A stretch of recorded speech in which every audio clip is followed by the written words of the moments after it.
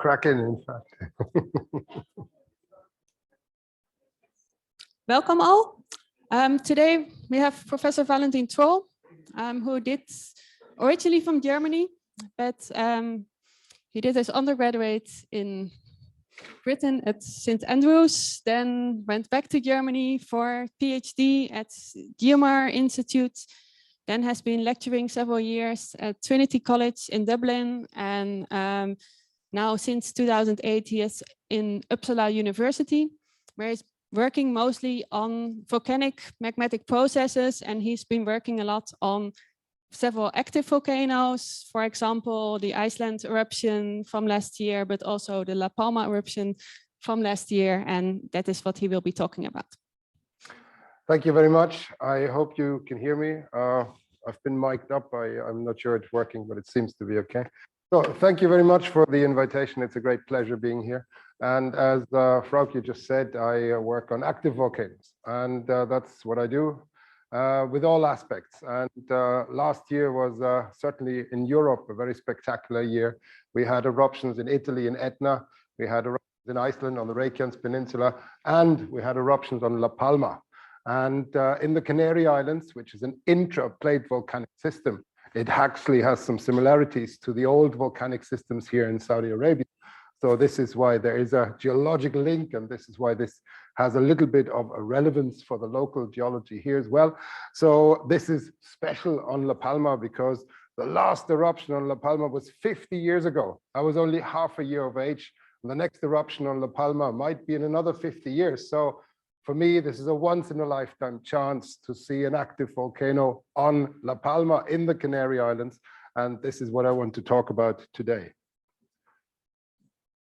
So a quick introduction to the Canary Islands. People call it the European Hawaii, so it's very nice. It's a tourist destination, and it's a volcanic archipelago. It has 7 main islands, and they are within the Atlantic plate, close to a rift system in the mid-Atlantic. So this is geologically not dissimilar to some of the situation here. And the archipelago stretches from about 100 kilometers close to Africa to about 500 kilometers west of Africa.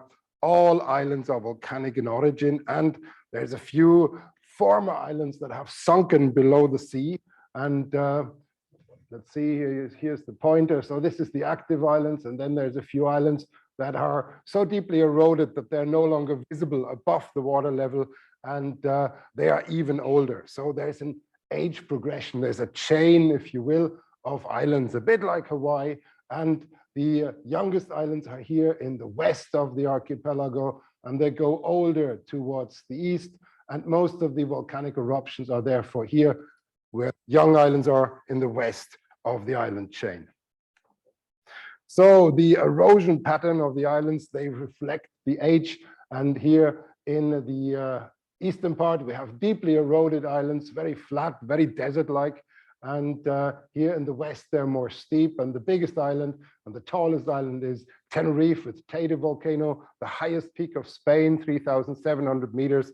And geologically, we have to assume that Teide will now be drawn down by erosion. It will get smaller and smaller with time, while the islands here in the west, they will actually start to grow. So La Palma and El Hierro, these are islands that will still have a lot of history in front of them. So the situation looks a bit like that. We have a rotating plate, and underneath that rotating plate, we have a fixed anomaly in the mantle that brings up hot material. And this fixed anomaly, hopefully the video works here. Let's see. This fixed anomaly that's producing volcanoes, and the moving plate is then producing an island chain. So the mantle anomaly underneath, the hotspot as we call it, is stationary, and the plate moves very slow at about 2 centimeters a year. That's about the speed with which your fingernail grows, and it's producing over geological time a chain of islands. And the most recent volcanic activity is focused here in La Palma and the island of El Hierro on the western edge of this island chain. Now, the geology of La Palma, here's an island map of La Palma. we have the old volcanic shield up here, the Taburiente volcano as it's called, and we have a younger ridge, the Cumbre Vieja ridge, and most of the volcanic activity, the recent volcanic activity happens along this ridge.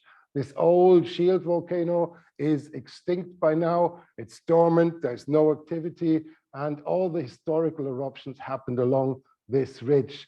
So the old Cumbre the Nueva is the part in between here that connects the very old Taburiente volcano with the Cumbre Vieja ridge, and the ridge continues submarine, so there's new little volcanoes growing under the water as well.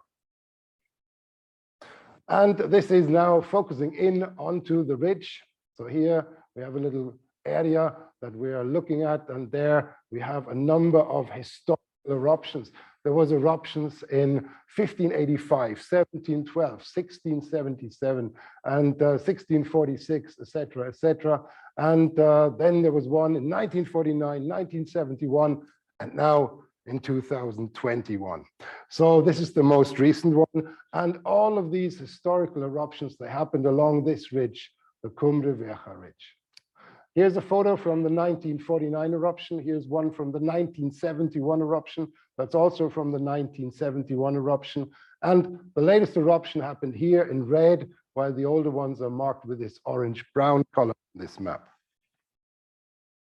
So here's a list of all the historical eruptions in the archipelago, and we don't have to go into details, but the first eruption was actually observed by Christopher Columbus on his way to America. There's an entry in his logbook that he saw a volcanic eruption, and it proved to be true. And if you count, then you'll find that 50% of all the volcanic eruptions in the archipelago happen on this one island, La Palma. And this makes it the volcanically most active island in the entire island chain. So here, this is, oops, let's go back one. This is some impressions when the eruption happened. You could actually see it from the air, of course. So here is us approaching it from with an airplane, and here you see the eruption piercing through the clouds. And it says everywhere on the airport, on the ferries, that there is volcanic alert, and you're not supposed to go there. You're not supposed to drive anywhere near it because, well, there was lava and heavy ashfall. And these are the key problems we will discuss during the rest of the talk, because they were quite devastating to the island economy and to the population there. So here's a quick summary, a quick rundown of the events. So there was earthquake activity that was stronger than usual for the last few years already. So this was at a depth of about 2 to 30 kilometers. And on 11th of September last year, seismic swarms were detected. And they were even stronger. And during the following days, it appeared that the earthquake intensity marked here in red was getting stronger and stronger. And there was a lot of seismic earthquake activity at 8 to 10 kilometers depth. And then there was ground deformation. The ground was starting to swell up, something like 20 centimeters beyond normal. And then, strangely enough, there was a decrease in seismicity.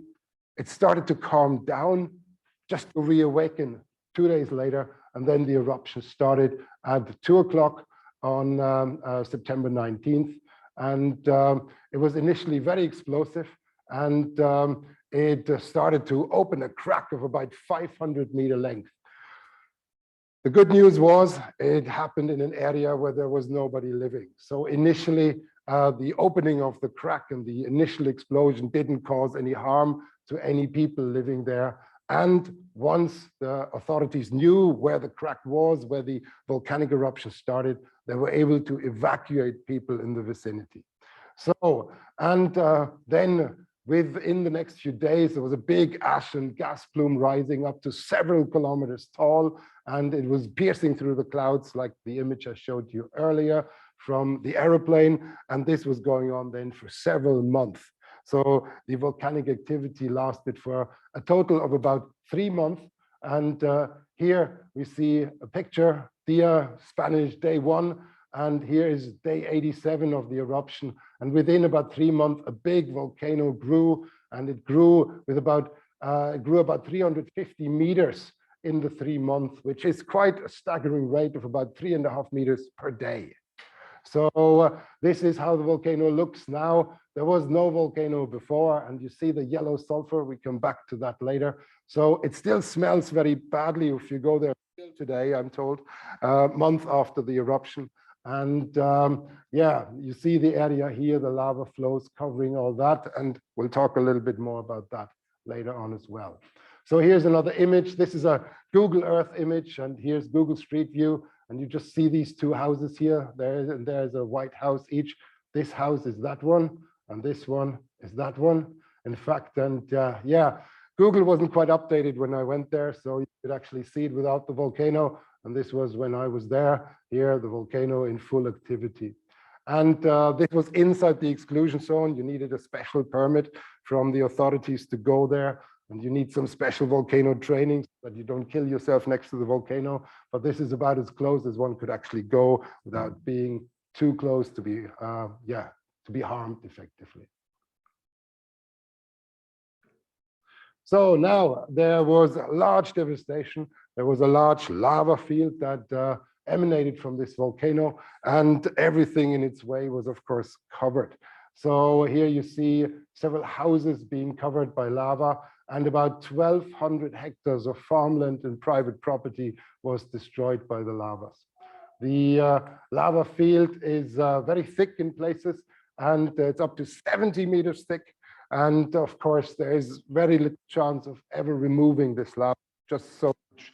And here is the view from the northwestern edge of the lava field, and looking towards the volcano. The actual volcano is somewhere here. It's in the haze. You can't see that. That's an older volcano. It's not the one that produced the lava. And this is the lava field. It's rubbly at the top, but very massive inside. So now I'll talk a little bit more about the lavas. It was quite spectacular. There was literally rivers of lava flowing down the hill. And this was a picture from December of last year. And this is the view at night, and you can just see the rivers coming down the hillside. Sometimes the lava disappears and then it reappears. And of course, people wonder what happens there. That's mostly lava tunnels. The lava flows underground for a while and then it resurfaces. And here is just the same position, just a little later. You see the lava has come down, spreading out. And when there's steep surfaces, the lava will form channels. On flat surfaces, the lava will spread out thinly over wide areas. And that is very bad because that covers a lot of farmland, a lot of properties, and things like that. So here's a few impressions of the lava flow approaching houses. And there's two main types of lava. There's pahoihoi lava, as it's called in Hawaii, and there's a'a lava. Pahoihoi lava flows very easily, and a'a lava is more blocky. Most people think it's pahoihoi lava that's more dangerous. It's actually not true. It's the a'a lava, the blocky lava. It's like a bulldozer, and you cannot stop it. The runny lava flows around things. That's a little better. So here we have these a'a lava type, and this is the blocky lava, and there's virtually nothing you can do to stop it, and it takes things down when it comes. So the maximum eruption temperature of this lava was over 1,100 degrees, very hot, and a lot of pyroclastic material, meaning ash and little particles, lapilli as we call them, were emitted. And the total volume of material, the total lava volume was 190 million cubic meters. And the maximum accumulation thickness of the lava was about 70 meters, and the velocities were over 30 kilometers per hour. That's about the speed of a moped. So it's very hard to run away from it if you're in its way. You can if you're very fast, but you need to work hard. So, and now this lava was spreading out, and it was covering roads, it was covering houses, it was covering here a cemetery as well. And it came at enormous temperature, so there's nothing you can do. there's these legends that you can stop lava flows, and attempts have been made in Italy and in Iceland. Maybe you have heard that people can bring in the fire brigade to put water on it, but this will only cool the front of a lava flow. The push from behind is much stronger. There's very little you can do as long as the lava keeps pushing. Even if you cool the front, it will not stop things. People have tried to save certain places like some churches, but all of this failed, unfortunately, on La Palma. So here is, here is a little car that got caught up in the lava flow. And of course, it burns out very quickly. And intriguingly, you see the blocky nature of the lava flow here, but close to the car, it's actually more what we call pahoehoe type. It's more smooth lava. And this is actually because the lava got reheated from the burning car. So the lava was flowing a little better around the burning car. All the varnish and all the rubber burns really well. I've seen a whole number of burning cars, and there's very little left in this particular case from this vehicle. So here is lava approaching a road, and of course, many kilometers of good roads were covered, and this is a huge problem for the infrastructure there. And here, there's very little you can do. You cannot stop the lava. And I have a little video. Let's see whether this works. Might be a bit slow, but here we see the lava coming down this little road.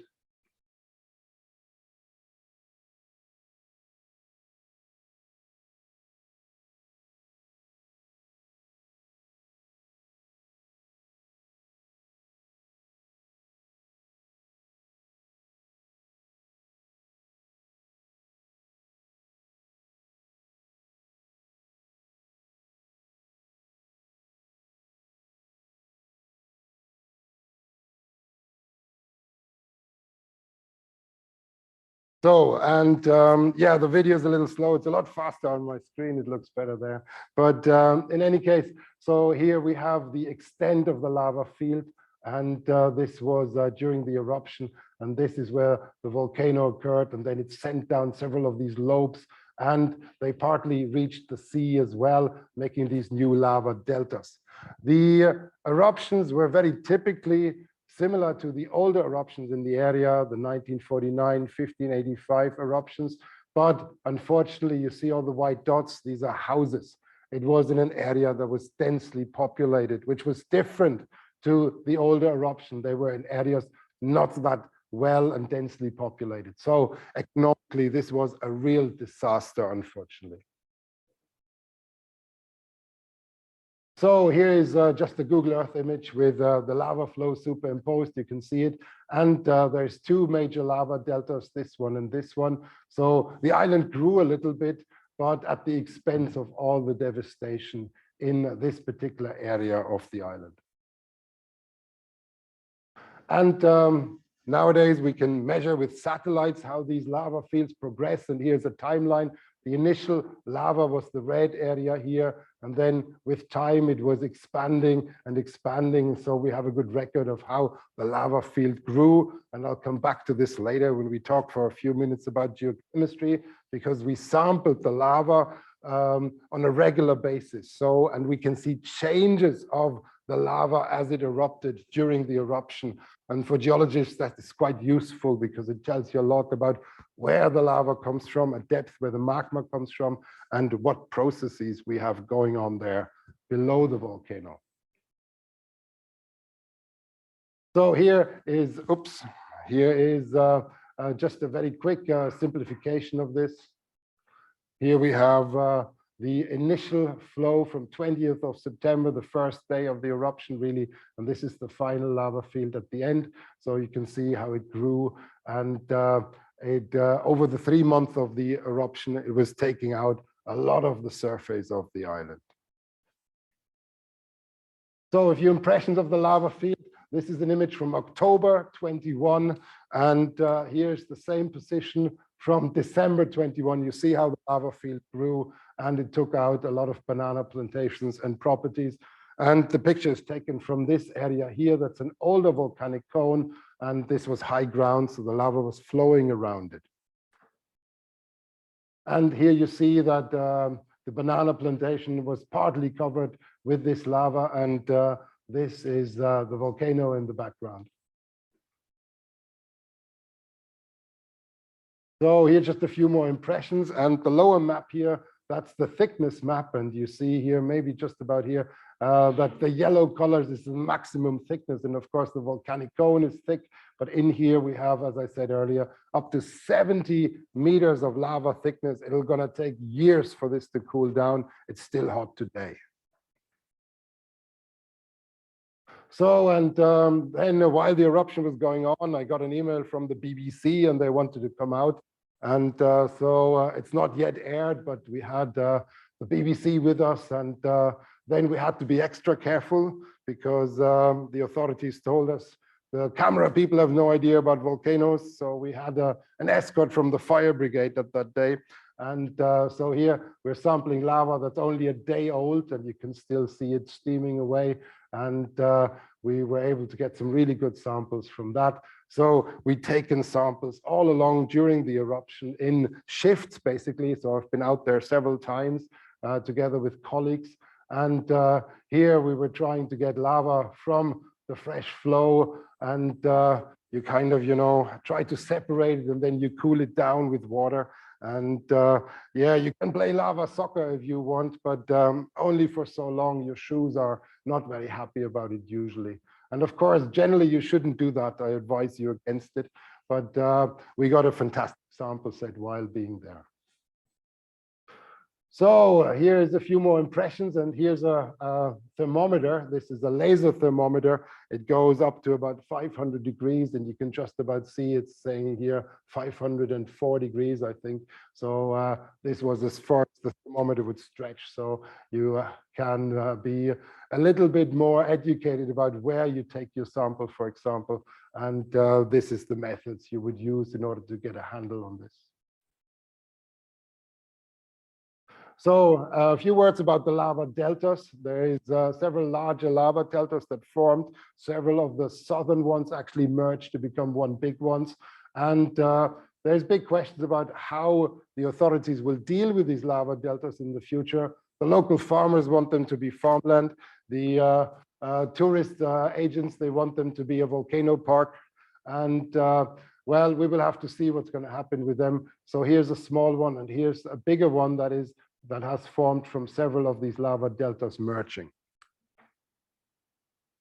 So here's a little video, and I hope it works. It shows how the lava was coming down the hillside and reaching the sea initially in September. So it's a daily progress from mid-September towards end of September. And then you see how it's growing into the sea. Now, there was big concern that there would be poisonous gases once the lava hits the sea. And of course, there is some, but it was no general problem. It wasn't too big in the end. So this is how it looks. And the beauty about it is that here you see some of these lava channels, and here you see the red hot lava coming out. You lose the red hot lava in between, which again means there's subterranean lava flow. There's lava tunnels in there. This is the edge of the island. This is the cliff, and here you see the lava. This is the older rock from the island prior to the eruption, and this is the lava delta. So here you get a sense how the lava fell down the ocean cliff and made this new land, this new lava delta here. And it's quite a good sizable chunk of land. So I'm curious to see what happens with it. And so the island is growing every 50 years or so by a little bit. And the old lava deltas from about 50 years ago, they're now hosting a lot of banana plantations. So here's just a few more impressions of the lava delta. And yeah, this is older lava deltas down here. They're all green because, as I said, this is used for agriculture. And I think there's a good chance that even the new lava delta will become full with pineapple and bananas in the future. So I want to talk a little bit about the ash and the lapilli. Some of the areas close to the volcano were covered quite deeply in ash and lapilli. This was one of the main roads prior to the eruption. and you could barely see the road now because of all the ash that erupted. And this was one of the key problems. Here you see the chimney of a house. The house was effectively entirely covered in ash. And of course, ash is problematic. It's not like snow. Ash is very dense, and you see it here. So this is the roof of a house, and the ash is very heavy. And that means roofs tend to collapse under the weight. So this is a real problem. So people had to go in repeatedly and dig out the houses so that the ash would not be too thick, because otherwise the structural instabilities would be too strong.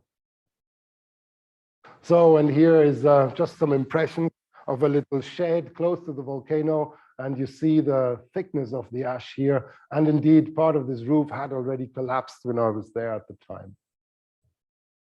So the ash is brought up in eruption plumes, as we call it, and these can be several kilometers high. And you see here, there's the volcano, and this is the ash plume, and it's dragged down, in this case, to the south. And actually, some particles and gases were brought all the way to Central America, or here from La Palma up into Europe. And you can measure that there's elevated sulfur contents in the air, elevated particle contents in the air from these eruptions. And as I said, you have to dig these houses out because otherwise they collapse. And just down here, you see in the lower left, there was some people. Now, this video is actually coming with sound, but the sound didn't work earlier. So this was just the roof of the car. And you could actually, if you hear the sound, you could hear it clinking. It's the ash falling down. It's clickety, clickety, clickety, click. So unfortunately, you can't hear it now, but this gives you a sense of how ashfall actually is. And all these little dark specks on the screen of the car, that's little ash particles. So, and here's the soccer ground of Las Manchas, and you can see the goalposts halfway covered in ash. This street sign is covered in ash, so it's really thick layers of ash, and this will take quite some time for it to be fully removed again. And here is a little section that we dug in order to sample the ash. So this is quite thick, meters thick, literally. Now, I should point out, ash is actually very dangerous if you inhale the ash, because here's a little ash particle, and you see it's got these tiny little spines. What happens is that there's gas that expands inside the volcano. It's a bit like soda water. If you open it, the gas bubbles expand and they cause the material to shred. And this happens in magma as well. And this is how ash is actually made. It's shredded lava from expansion of the gas bubbles. And you see the gas bubbles here. This is the outline of one bubble here, and here's another bubble, and it creates these thin films that then rupture, and these create tiny spines, and this is spines of glass. And if you inhale them, they get stuck in your lungs. You can't get them out anymore. So this was a huge problem, and if the particle density in the air is too high, then you really have to evacuate the people, and you have to lock people inside, because inhaling the ash is really dangerous. Not immediately, but in the long run, because the particles will accumulate in your breathing, in your respiratory system. So another feature that we found, and this is one of the reasons why I'm also here, because one of the local volcano team members has found some of this material in some of the Saudi Arabian volcanics as well. We call them Xenopolis. These are strange things that came up during the eruption for some time, for some weeks, and it's white, frothy material all amongst the dark volcanic material, and they have caused people to be quite puzzled. And this material turns out to be material ripped from the underground, brought up by the volcano, and it's heated and it's frothing up. It becomes like a foam, and of course now it's solid, but there was these white things amongst the dark volcanic material, very intriguing. And these foreign pumices, they are an interesting window into what happens under the volcano. So I'll talk a little bit more about them later. And here we actually found some rather big ones. And these are foreign materials that the volcano brings up. It's a great source of information of what's going on under the volcano and inside the volcano. So here we also have these large soccer balls of material, hot material falling down from the volcano and then rolling down the hills. This is quite a dangerous phenomenon. And here you see the size of some of them. So, and they are red hot inside. So this is material that was thrown out of the volcano and then it was rolling down the hillside at enormous speed. I was really quite surprised. And I have a little video here. Let's see whether we can make it work, but it might be a bit too slow as well. So, but you can just about see there's one of these guys rolling down the hillside here.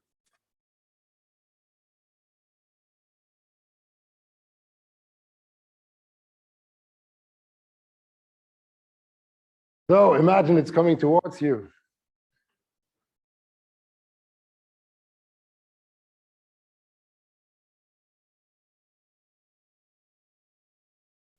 And then it came to rest. And so we had a chance to look at it. And we took a sample as well. So fantastic material. And well, the safety rules for volcanologists is you don't run away from these things. You actually have to stand there like a goalkeeper in soccer and you have to move away from it when it comes, because if you run away and it comes after you, you don't see it. So your chance of being hit is actually even bigger if you turn around. So you have to stand your ground and have it come towards you and then you step aside. So here's the thing. And we also opened it. Let's see, I hope the video works. And here we see the glowing interior of it. The outer crust was a bit cooled, but the interior was still hot. And there you can actually kind of really see lava cooling down in a live fashion. So now a few words about the craters. And there was up to 7 craters forming on top of the volcano. And here we have some craters by night. There was fire fountains coming out, very spectacular actually, and different craters active at different times, sometimes also simultaneously. So here you have an upper and a lower crater being active together. And this made for really magnificent footage of how volcanoes work. Here you see the main crater being active, one of the side craters being active, and there's another crater here a little bit off that opened up on the flank of the volcano. And here you see me posing in front of the volcano with several craters being active behind it. So rather fascinating to see this live, I have to admit. So this is some images. This is the craters now after the eruption. And I hiked there a few weeks ago, and it's like a, well, it's like a battleground. There's only a few tree trunks left, but there's no leaves on it. And here is the sulfurous area of the crater. And this is how it looks from a distance.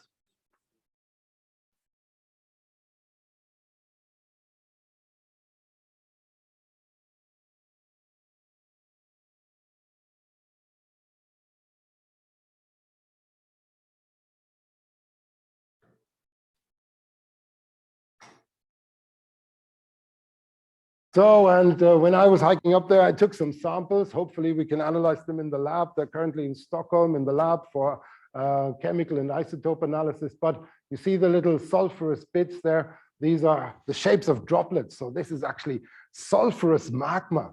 So liquid sulfur that has solidified. So it must have been several hundred degrees hot when this was solidifying in this particular shape. And this has formed inside the crater area, but not much beyond. So a few words about the earthquakes now, for those of you who are interested in that, the seismic information. So what happened during the eruption is we had intensity changes. So there was initially earthquake activity quite strong, and then the eruption started here. This is a timeline of the eruption, and then it was going up and down a little bit, and up again and down again and up again and down and up, and several times. And it was actually really frustrating for the population, because the people thought, oh, it's getting weaker, and then it got stronger again. Oh, it's getting weaker, and then it gets stronger again. And this is a real problem, and I think we have to do a bit more research on that, why this is happening. And I have some idea, I'll mention it later. But here we have the earthquake depth, and this is longitude and latitude. And there seems to be some major area of earthquakes here at about 10 to 15 kilometers depth, and about another one at 35 to 45 kilometers depth. And we have to assume this is where the magma was sitting prior to the eruption, likely in two levels, in two magma chambers or reservoirs. And I suspect this is the reason why things are going up and down, because if you have two systems connecting and they're feeding into each other, it probably causes a bit of a jam every now and then. And this is my hypothesis, at least. So, and here you see the timeline, the date down here, and you see the earthquakes. This was just before the eruption. The eruption started here September 19th. So this is earthquakes of the magma rising up to the surface. But during the eruption, there was earthquakes in this level, this upper level, and in a deeper level here. So again, picking out two main areas where things must have been moving, and presumably this is the reservoirs where the magma was stored and withdrawn from. So, and yes, this is the size of the magma chamber or the reservoirs. We get an idea here. The lower diagram is again the up and down, and my suspicion is that the interaction between these two reservoirs, that's what's causing the ups and downs. But we have to do a little bit more work to see whether this is actually true. So here is the intensity of the earthquakes. This is the earthquake magnitude. And here we're reaching up to about magnitude 5. That's serious shaking, magnitude 5. So things are falling off the shelves at that. And the strongest earthquakes were actually in the deeper reservoir. So the deeper reservoir was feeding towards the end. And towards the end of the eruption, the deeper reservoir was the main contributing reservoir. And we'll see that also in the chemistry. I come back to this just in a minute. For the people who are interested in rocks and geochemistry, I'll spend a few minutes on that as well. So this is the geochemical part now, and you can take rocks and put them under a microscope, and then you see little crystals there. And if you change the light, if you polarize the light, the crystals come, depending on their chemistry, in different colors, which helps the geoscientists to work out what crystals we're actually looking at. And early in the eruption, we had just a few tiny little crystals, the beige colored and pink guys here. But towards the end, the crystals were getting bigger and bigger and larger. So this was a very important observation. It tells us that we were taking magma from deeper and deeper within the system. And this was a useful thing to realize. And we also had these strange white things, the Xenopolis, as I mentioned them earlier. And here's just a few images from the microscope. And also with the electron microscope, we have different mineral types. At the beginning, we had a mineral called amphibole that has a bit of water in it. Towards the end of the eruption, we had no amphibole anymore. And amphibole grows usually at about, the level just under the volcano. And towards the end of the eruption, when the deeper reservoir, the deeper magma chamber was contributing more strongly, we didn't have that mineral anymore. We had mainly another mineral called olivine. And this is the olivine here. Here's an example of this chap here. And this tells us that likely we were sucking magma from deeper and deeper within the system under the volcano. And at some point, the magma was exhausted and the eruption stopped. So this also gives us a hint to better understand how long these eruptions will actually go on. There's a limit to them, because during the eruption, people got really frustrated, saying, when will it end? When will it stop? And nobody had an idea, but this actually tells us something. I think we can monitor the minerals, and this will help us in future to say something about when things are drawing to an end. So here's some useful things for the future. So for those of you who are into geochemistry, this is just the classification plot. And here we have silica against total alkalis. This is older eruptions in the area, 1971, 1949, etc. And this is the eruption that we had in 21. It spans quite a spectrum, more than the previous eruptions. We had these white guys, I mentioned them, these Xenopolis. They're completely off. They have nothing to do with the volcano itself. They are clearly not related to the volcano directly, and they are older sedimentary rocks, likely from the ocean crust, that were brought up accidentally. But that is actually good for the geoscientists, because it means you can look at the ocean crust without having to drill a hole. The volcano has helped us to look at some of these rocks. It brought them up for us. So, and here we have the rock chemistry over time, and we don't have to go into details, but here we see the dates for the rocks. Here's the individual dates on the right-hand side. And we can see that with continuing eruption, the chemistry was changing. The aluminium content was going down, the magnesium content was going up, and magnesium is a good sign for deeper, more primitive, as we call it. And indeed, this is consistent with the lower part of the reservoir system contributing more and more during the eruption. So here we have good indications of how magma is sucked into the volcanic vent with time over the 3 months of such an eruption. And here we see different chemical parameters changing with time. Here's magnesium. It's rising up during the first few days of the eruption, and then it stays constant. Aluminium is going down, and then it stays constant. And here we have calcium rising up almost consistently. Total alkalis going down and then staying rather constant. And this is very informative for us, because I think what we're seeing is that this initial part is magma from the upper reservoir, the 10-kilometer reservoir, and then we're drawing magma more and more from the deeper 35 to 40-kilometer reservoir. And here we got to the first isotope results. They're fresh from the lab, and here we have oxygen isotopes. There's a lot of oxygen in rocks, so this is very useful. And normal Atlantic Ocean crust is about following this line here, but what we see here is there's a bit of wobble, and then we are hovering around this line. So this is very interesting. It coincides with this change here. And I said my hypothesis is that this comes from this upper reservoir at about 10 to 15 kilometers. And well, in order to explain this wobble here, we have to look a little bit further. So here is some work I did many years ago about how the ocean crust actually has oxygen distributions. And what we see is there's some low oxygen data and there's some high oxygen data at different levels in the ocean crust. And here we have a distribution on the left-hand side here where we're going down and up at the same time. So it would imply that our reservoir was sampling this material.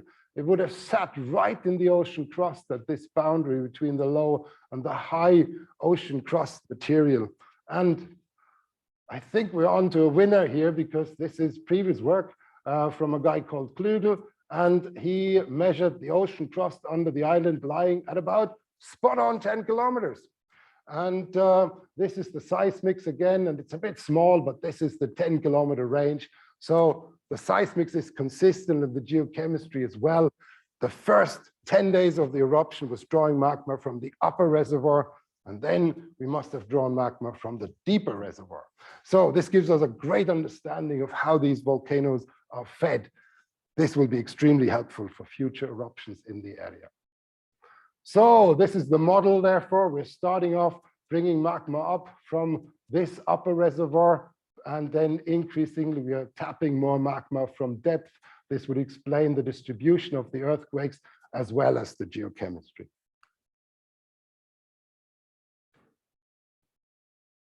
So I'm going to spend the last part of the presentation with a little summary of the not so good parts of the eruption.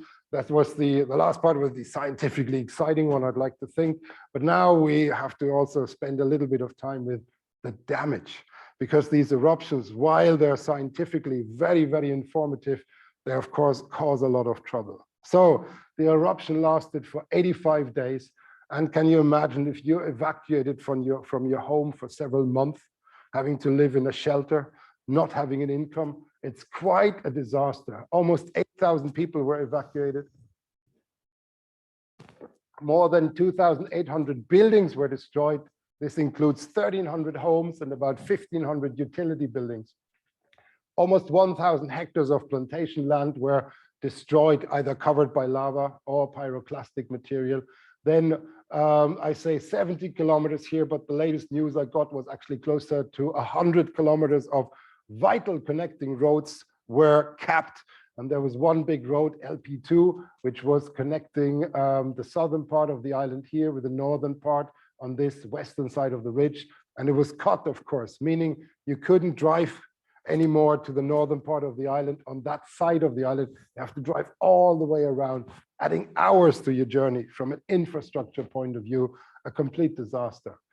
Now, luckily, nobody actually directly died, which is a real achievement, but the financial loss is on the order of about 1,000 million euros.